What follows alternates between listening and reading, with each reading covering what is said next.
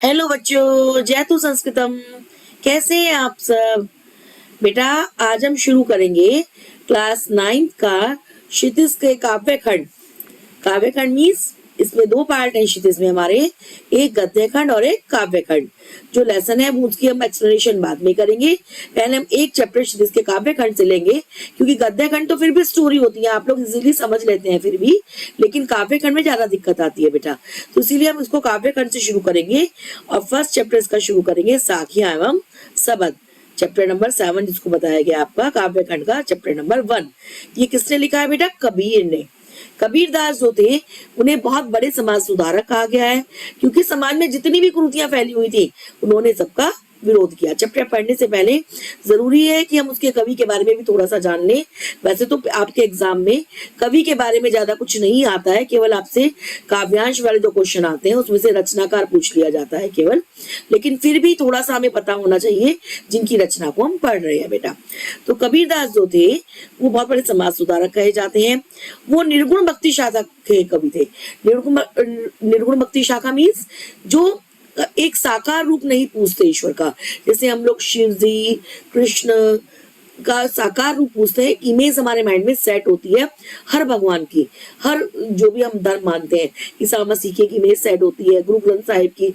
लेकिन कबीर जो जिस भगवान को पूछते थे, कबीर जिसको पूछते थे, वो एक निराकार ब्रह्म है, एक सुपर सोल जिसको बोलते हैं, परम परमेश्वर जो सारे संसार को संचालित करता है।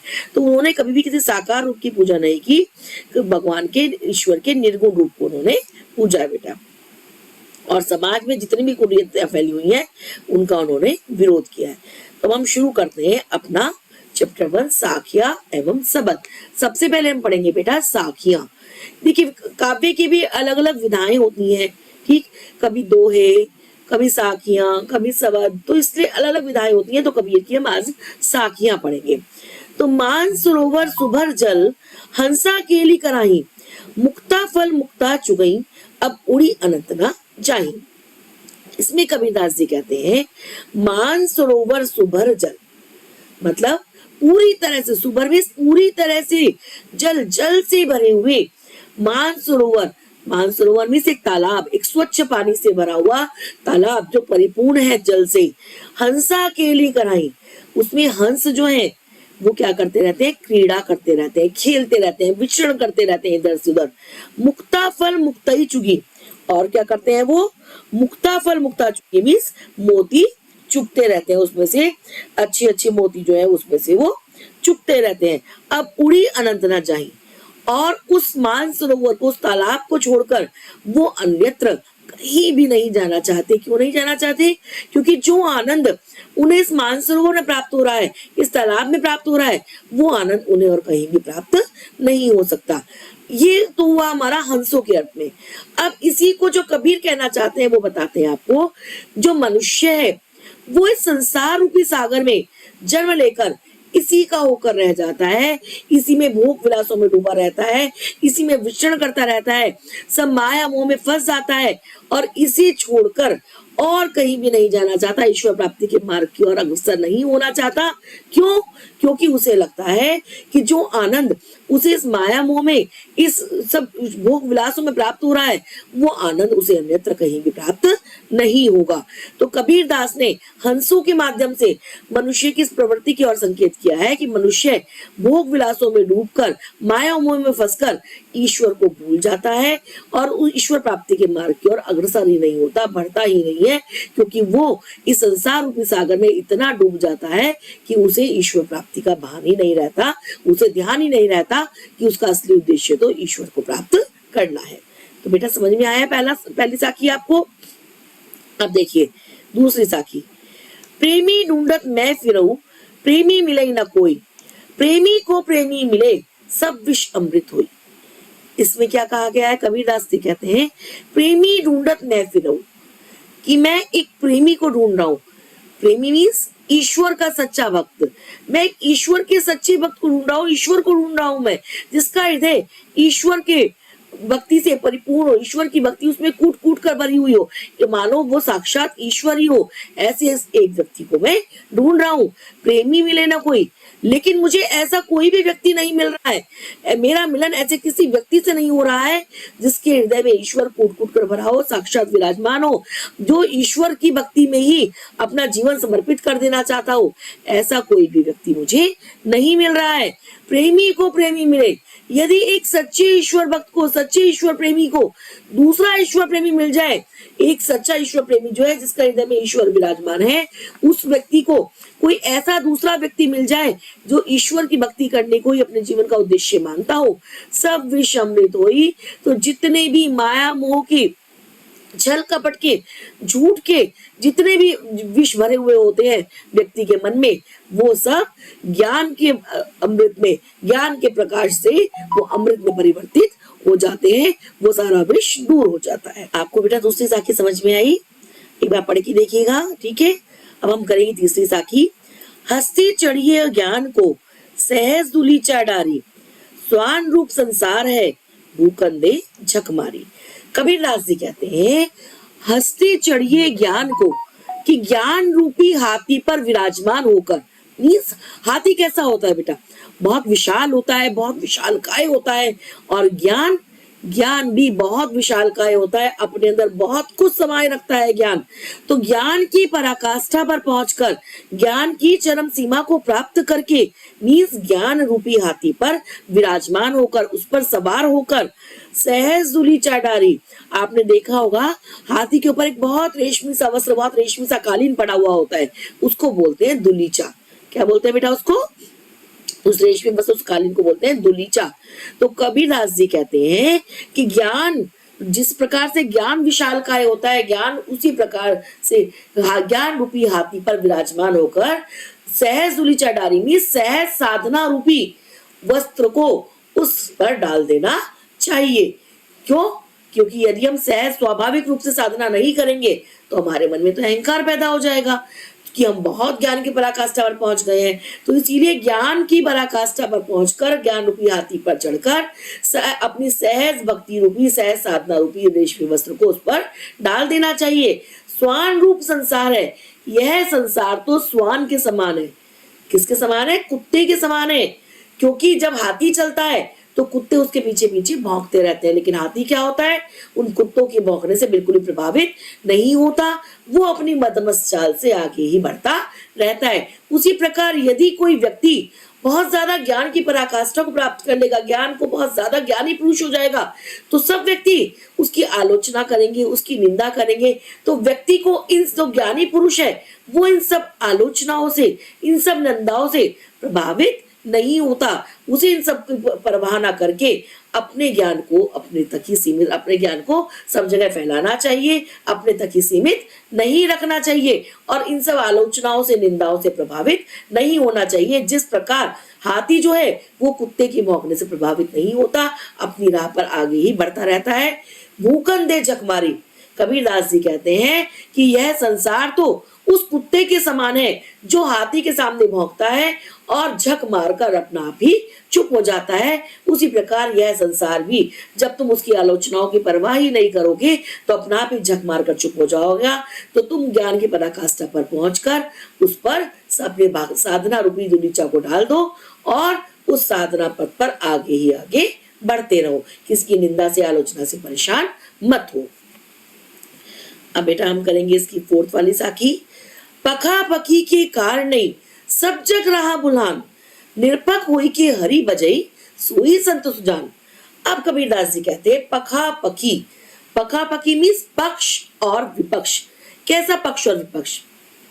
कि ईश्वर का रूप सगुण है, ईश्वर का रूप निर्गुण है, ईश्वर वहां बसता है, ईश्वर यहाँ बसता है, हमारा धर्म ज्यादा श्रेष्ठ है, तुम्हारा धर्म कम श्रेष्ठ है। इस तरह जो लोग पक्ष और विपक्ष में पड़े रहते हैं, दिन भर पक्ष और विपक्ष के तर्क में ही लगे रहते हैं। सब जग रहा बुलान। सारा संसार इस पक्ष और विपक्ष में पढ़कर बिल्कुल भूल गया है। किसको? ईश्वर के वास्तविक स्वरूप को भूल गया है कि ईश्वर का वास्तविक स्वरूप क्या है? एक परम ब्रह्म है। वो केवल ना तो साकार है, ना ही वो किसी एक धर्म के लिए बना हुआ है। वो तो एक निराकार ब्रह्म है जो सारे संसार को संचालित करता है। उसका सच्चा स्वरूप प्राणी मात्र की मदद करना है, प्राणी मात्र को उत्थान करना है, उसको उठाना है, ना कि आपस में झगड़े करवाना। तो सारा संसार जो है आपस में झगड़े में क्लेश में फंसकर उस ईश्वर के सच्चे स्वरूप को भूलता जा रहा है। कबीरदास जी कहते हैं, निरपक्ष होई के हरि भजे, जो निष्पक्ष होकर इन पक्ष विपक्ष में न पढ़कर किसी भी प्रकार के धर्म की निंदा न करके किसी भी प्रकार के पक्ष में न पढ़कर निष्पक्ष होकर हरि मीन्स उस पर निराकार ब्रह्म की उपासना करता है, उस निर्गुण ब्रह्म की उपासना करता है, उस परम शक्ति की उपासना करता है, उस परम शक्ति को बसता है, वही संत सुजान, वो ही सच्चे अर्थों में सज्जन संत होता है, वही संत कहलाता है। और बाकी सब तो दिखावा है, ढोंग है, आडंबर है।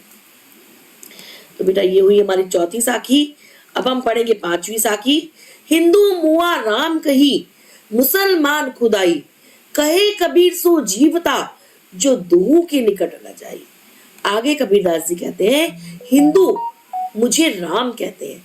हम जो हिंदू लोग होते हैं वो भगवान को राम, कृष्ण, शिव इस तरह से डिफरेंशिएट करते हैं ना, इस तरह बांटते हैं ना, कोई राम कहता है कोई शिव। तो कबीरदास जी कहते हैं, हिंदू मुझे राम कहकर पुकारते हैं, मुसलमान खुदाई, और मुसलमान क्या कहते हैं, खुदा, अल्लाह, मुसलमान खुदा और अल्लाह कहकर मुझे पुकारते हैं। कहे कबीर सो जीवता, लेकिन कबीरदास जी कहते हैं सच्चे अर्थों में तो वही व्यक्ति जीवित है के निकट ना जाए, जो ना तो उसे राम माने, ना खुदा माने, ना अल्लाह माने, ना कृष्ण माने, जो केवल एक निर्गुण ब्रह्म माने कि सारे संसार को केवल एक निर्गुण ब्रह्म चलाता है, निर्गुण ब्रह्म की उपासना करनी चाहिए। जो इस मत को मानता है, इस तथ्य को मानता है, वही व्यक्ति सच्चे अर्थों में जीवित रहता है, अन्यथा वो जीवित ही नहीं है, वो तो मृत के समान है जो इन दोनों में पड़ा रहता है। कोई राम कहता है, कोई अल्लाह कहता है, कोई खुदा कहता है। इन दोनों के छोड़कर हमें सच्चे अर्थों में उस परम ब्रह्म की उपासना करनी चाहिए। काबा फिरी काशी भया, रामी भया रहीम, मोर चून मैदा भया, बैठी कबीरा जीम।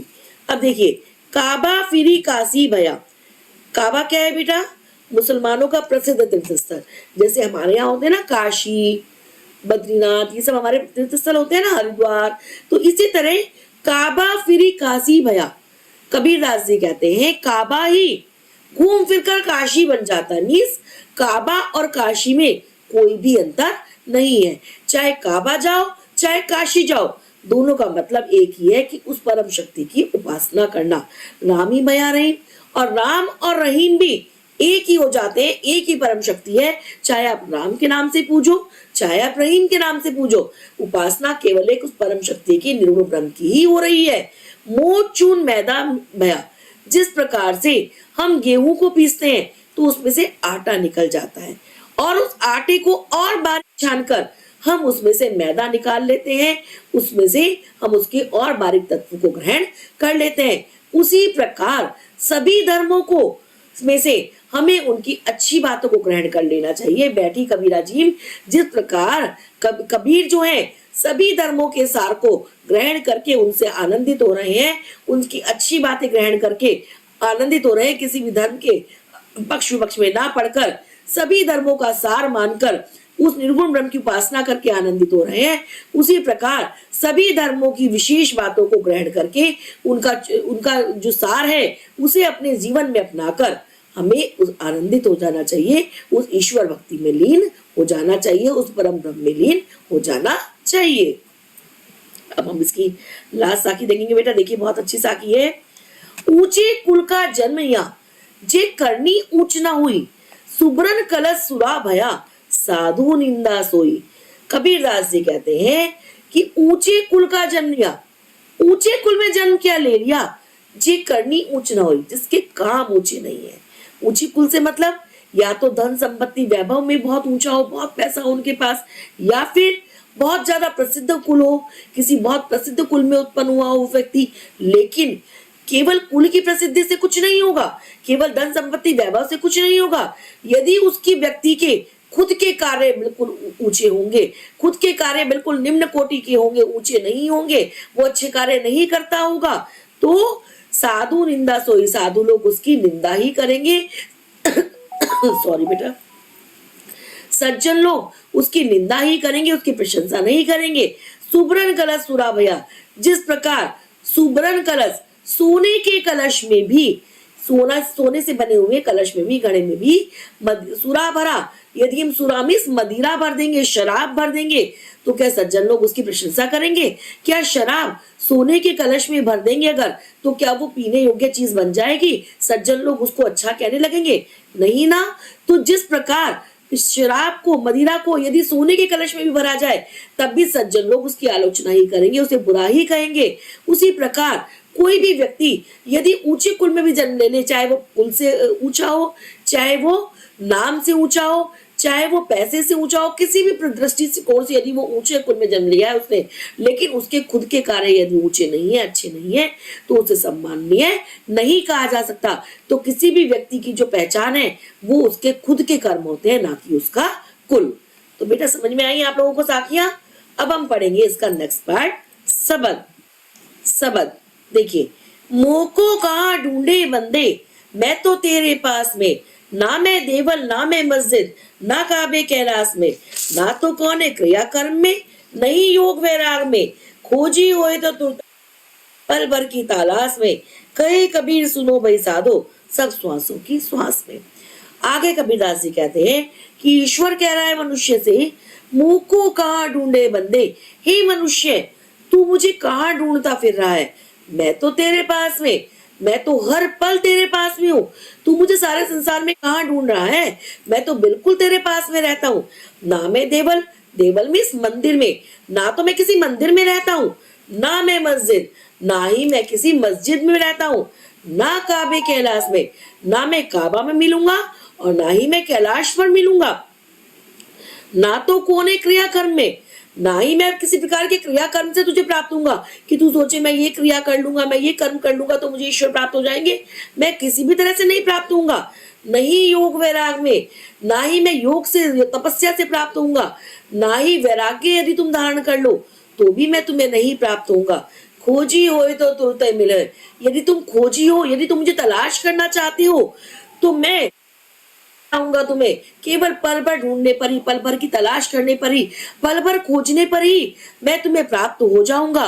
कबीरदास जी कहते हैं, हे सज्जन लोगों सुनो, सब श्वासों की श्वास में, क्योंकि वो ईश्वर जो है, वो परम ब्रह्म जो है, वो तो सभी प्राणियों की सांस के साथ ही चलता रहता है, सभी प्राणियों की सांस के साथ ही वो हमारे अंदर विद्यमान रहता है।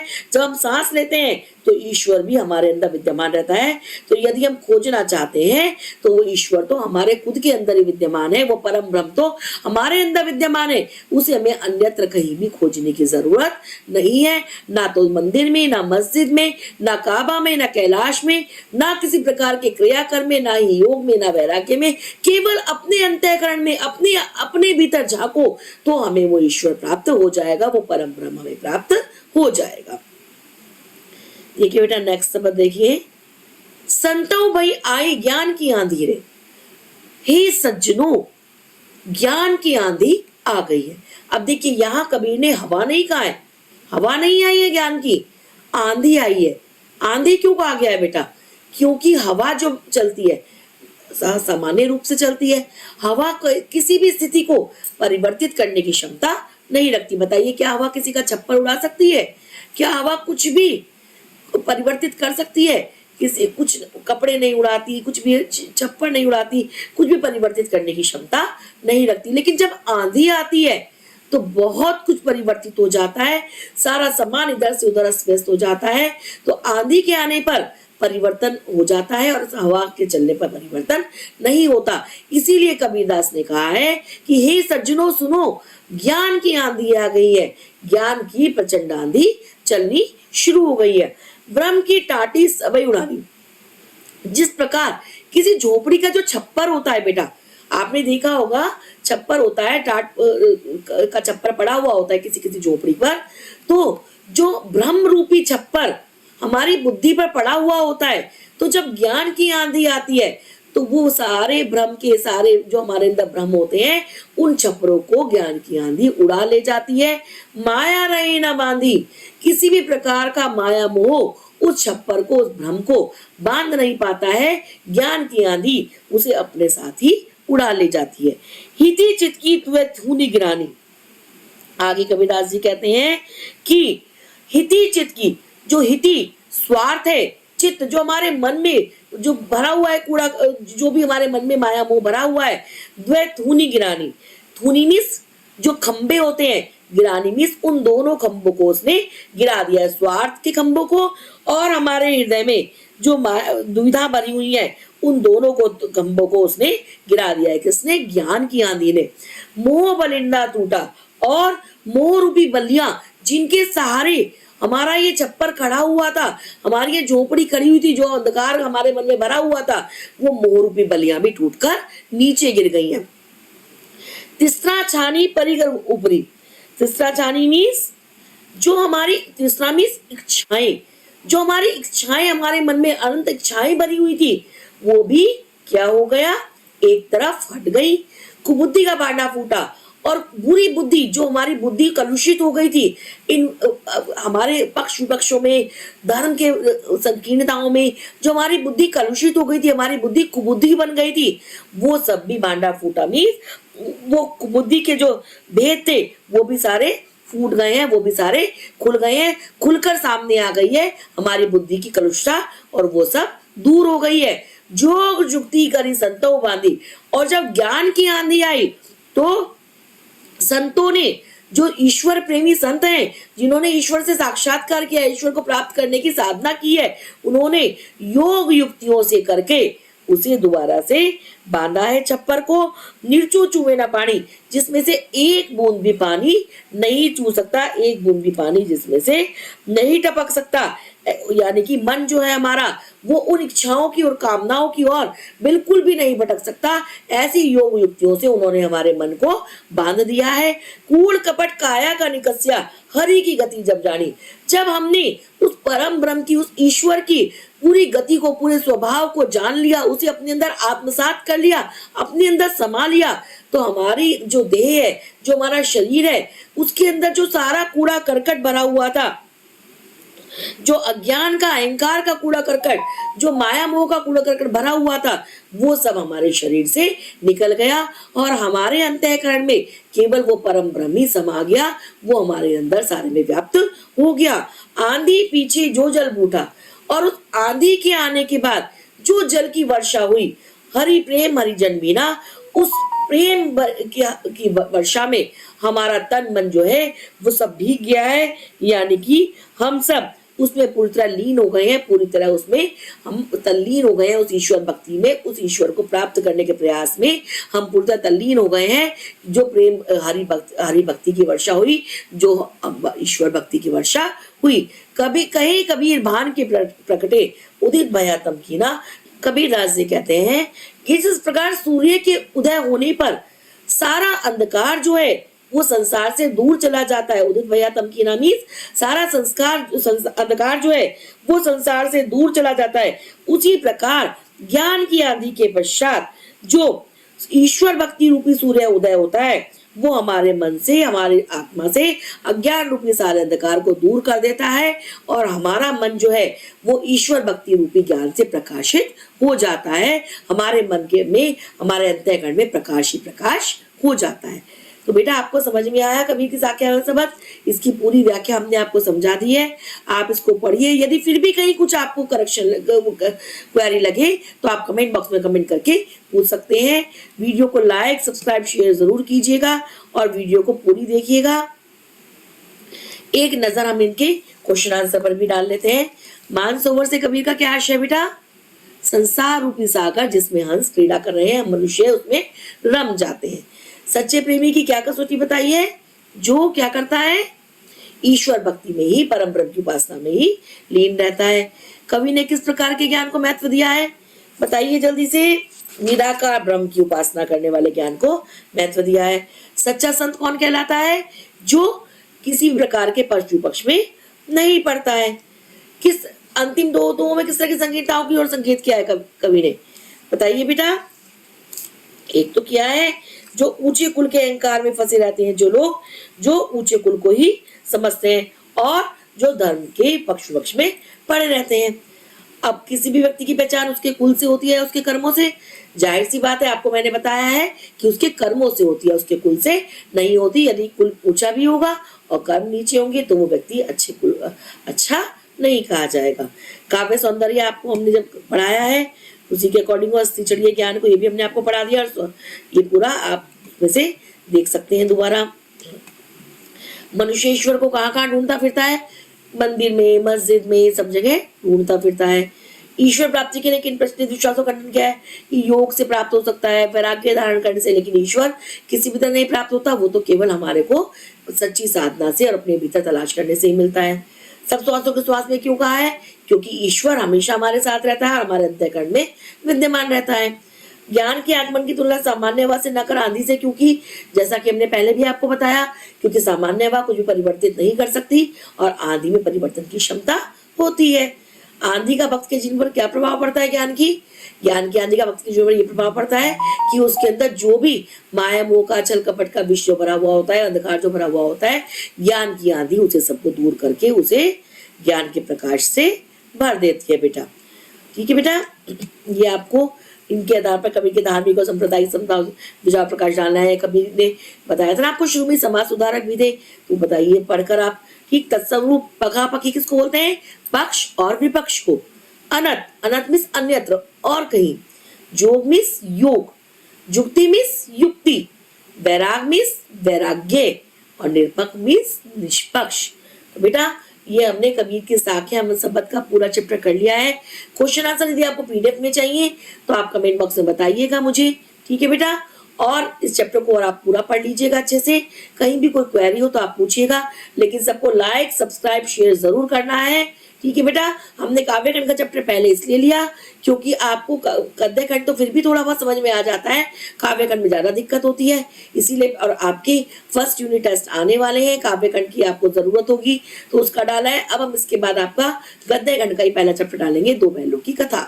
ओके बेटा, आप इसको देखिएगा, कई क्वेरी होगी तो पूछ लीजिएगा बेटा कमेंट बॉक्स में कमेंट करके।